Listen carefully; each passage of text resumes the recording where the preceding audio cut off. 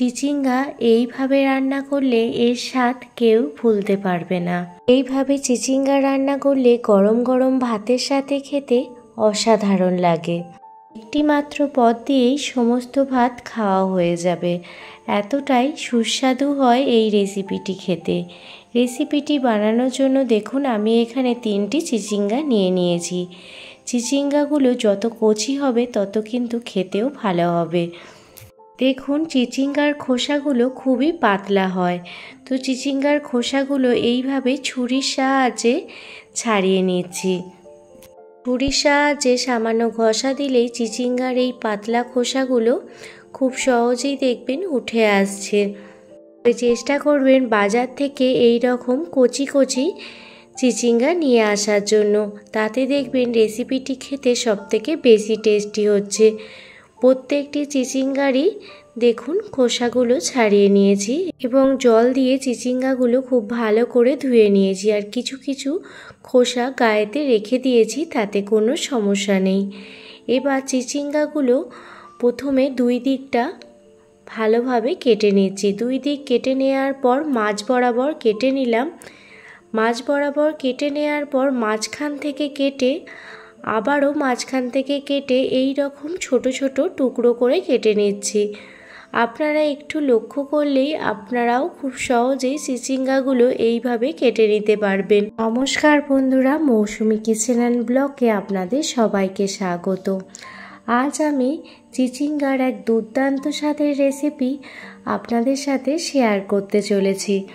যেহেতু আমি যে চিচিঙ্গাগুলো নিয়েছি তার বীজের অংশগুলো একদমই কচি, তাই আমি আর কোনো অংশই ফেলবো না।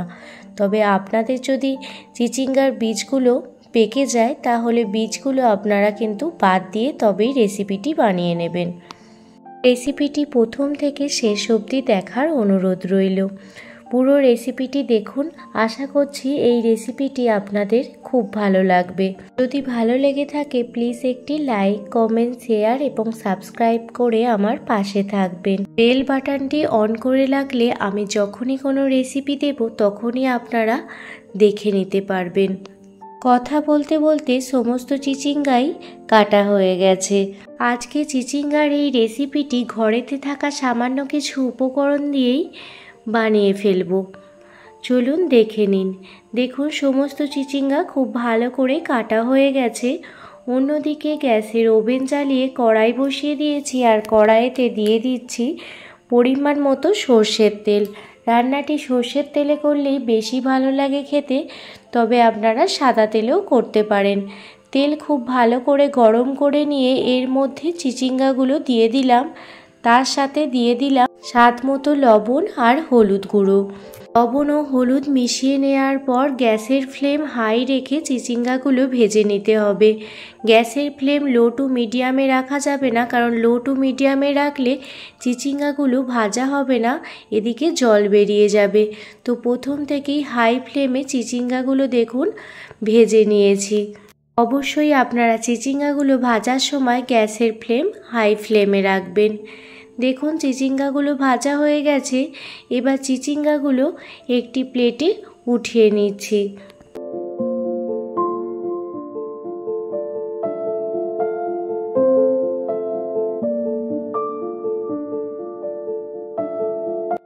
চিচিঙ্গাগুলো দেখুন প্লেটে উঠিয়ে নিয়েছি। এবার ওই তেলের মধ্যেই দিয়ে দিচ্ছি হাফ চামচ পরিমাণে কালো জিরে আর 2টো শুকনো লঙ্কা।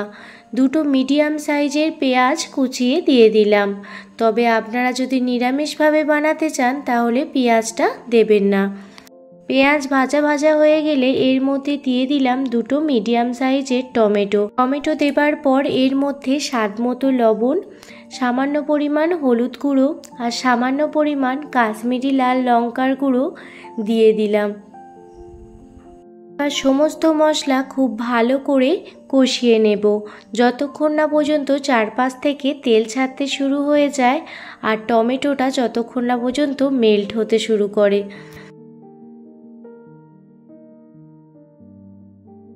টমেটো মেল্ট হতে শুরু করলে এর মধ্যে ভেজে রাখা চিচিঙ্গাগুলো দিয়ে দিচ্ছি।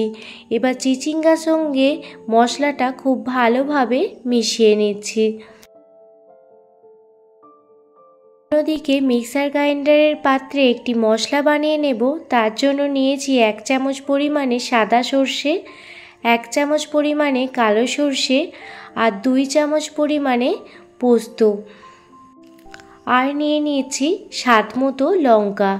এখানে আমি 2টি কাঁচা পাকা লঙ্কা নিয়ে নিয়েছি। ঝালটা অবশ্যই আপনারা স্বাদ মতো দেবেন, তবে এই রেসিপিটি একটি ঝাল ঝাল হলেই খেতে বেশি ভালো লাগে। এবার সামান্য পরিমাণ জল দিয়ে দেখুন একটি স্মুথ পেস্ট বানিয়ে নিয়েছি। এই সর্ষে পোস্ত বাটা চিচিঙ্গার মধ্যে দিয়ে দিলাম। এই সর্ষে পোস্ত বাটাটা দেওয়ার ফলে চিচিঙ্গার এই রেসিপিটি খেতে দুর্দান্ত লাগে। চিচিঙ্গার সঙ্গে সর্ষে পোস্ত বাটা মিশিয়ে নিয়ে গ্যাসের ফ্লেম একদম লো করে রেখে কিছু সময় কষিয়ে নেব। কিন্তু এই সময় অবশ্যই আপনারা গ্যাসের ফ্লেমটা লো করে রাখবেন, না হলে কিন্তু মশলাগুলো পুড়ে যাবে। দেখুন গ্যাসের ফ্লেম লো রেখে মশলাটা খুব সুন্দর চিচিঙ্গার সঙ্গে কষিয়ে নিয়েছি। আর দেখতেই পাচ্ছেন চারপাশ থেকে তেল ছাড়তেও শুরু হয়ে গেছে। এই পর্যায়ে সামান্য পরিমাণ জল অ্যাড করে দিচ্ছি। অবশ্যই গরম জল দেবেন, কারণ যে কোনো রান্নায় গরম জল দিয়ে তার রান্নার টেস্ট আরও দ্বিগুণ পরিমাণে বেড়ে যায়। দেখুন জলটা ফুটতে শুরু হয়ে গেছে। এই পর্যায়ে গ্যাসের ফ্লেম লো রেখে ঢাকনা দিয়ে আরও 5 মিনিট মতো ঢেকে রেখে দেব। লবণটা কম মনে হচ্ছিল, সেই জন্য আরও কিছুটা পরিমাণ লবণও অ্যাড করে দিলাম। এবার ঢাকনা দিয়ে 5 মিনিট মতো লো ফ্লেমে হতে দেব, যাতে চিচিঙ্গাগুলো খুব সুন্দরভাবে সিদ্ধ হয়ে যায়।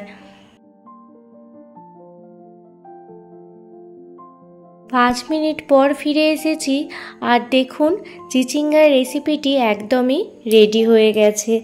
নামানোর আগে 1 চামচ পরিমাণে কাঁচা সর্ষের তেল ছড়িয়ে দিচ্ছি। এই সর্ষের তেলটি দেওয়ার ফলে এই রান্নাটি খেতে আরও দুর্দান্ত হয়ে যায়।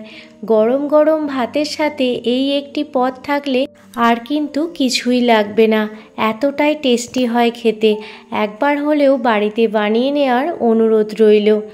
আপনাদের এই চিচিঙ্গার রেসিপিটি কেমন লাগলো অবশ্যই কমেন্ট করে জানাবেন।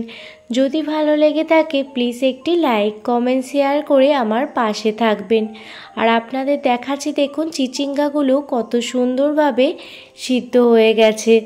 একঘেয়ে চিচিঙ্গা খেতে বোর হয়ে গেলে একবার হলেও এইভাবে চিচিঙ্গা বানিয়ে দেখুন। আমি গ্যারেন্টি সহকারে বলতে পারি সবাই দেখবেন চেয়ে চেয়ে খাবে, এতটাই টেস্টি হয় চিচিঙ্গার এই রেসিপিটি ভালো লেগে থাকলে প্লিজ একটি লাইক, কমেন্ট, শেয়ার করে আমার পাশে থাকবেন। সবাই ভালো থাকবেন, সুস্থ থাকবেন, সাবধানে থাকবেন। আবারও কোনো দিন অন্য কোনো রেসিপি ভিডিও বা ব্লগ ভিডিও নিয়ে আপনাদের সামনে হাজির হব। ধন্যবাদ।